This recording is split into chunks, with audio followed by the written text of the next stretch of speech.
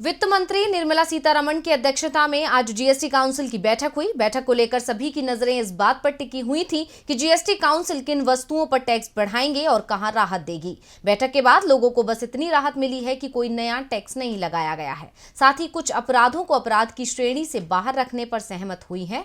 तो क्या फैसले हुए बैठक में, देखिए रिपोर्ट।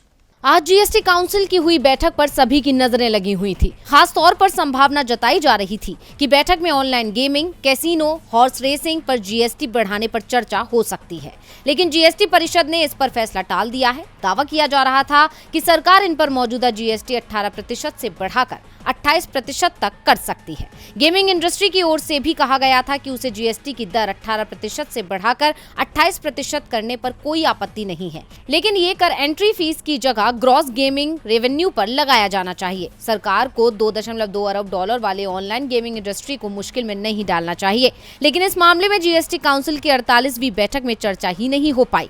राजस्व सचिव संजय मल्होत्रा ने बताया कि मेघालय के मुख्यमंत्री कॉनराड संगमा की अध्यक्षता वाले मंत्रियों के समूह ने अपनी रिपोर्ट कुछ दिन पहले ही सौंपी थी।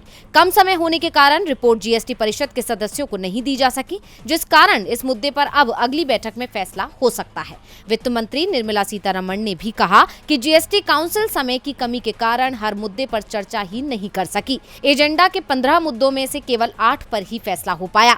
पान मसाला और गुटखा व्यवसायों में कर चोरी को रोकने का मुद्दा उठा ही नहीं। लोगों के लिए राहत की बात यह है कि कोई नया टैक्स भी नहीं लगाया गया है। इसके साथ सरकार ने कुछ और राहत भी दी है। बायोफ्यूल यानी जैव ईंधन पर जीएसटी 18% से घटाकर 5% किया गया है। दालों के छिलकों पर जीएसटी अब 0 किया गया है। अब 2 करोड़ रुपए के टैक्स चोरी के मामले आपराधिक श्रेणी के नहीं माने जाएंगे। इन मामलों को कोर्ट में नहीं ले जाया जाएगा। डीवी लाइव की रिपोर्ट।